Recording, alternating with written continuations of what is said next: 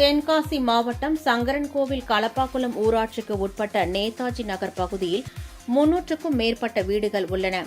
இந்த பகுதியில் கடந்த 15 ஆண்டுகளாக குடிநீர், சாலை, தெருவிளக்கு உள்ளிட்ட எந்தவித அடிப்படை வசதிகளும் செய்து தரப்படவில்லை என்று அப்பகுதி மக்கள் புகார் தெரிவிக்கின்றனர்.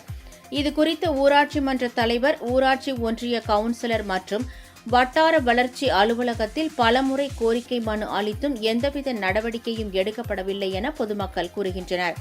இதனால் குடிநீருக்காக நீண்ட தூரம் செல்ல வேண்டிய நிலை உள்ளது எனவும், வீட்டிற்கு வீடு குடிநீர் குழாய் இணைப்பு இருந்த போதிலும் குடிநீர் வருவதில்லை எனவும் வேதனை தெரிவித்த பொதுமக்கள் உடனடியாக அடிப்படை வசதிகளை நிறைவேற்றி தர வேண்டும் என கோரிக்கை விடுத்துள்ளனர். அதாவது நகராட்சியா மாறுது, நாங்க இப்போ வரையா மாறவே இல்லை.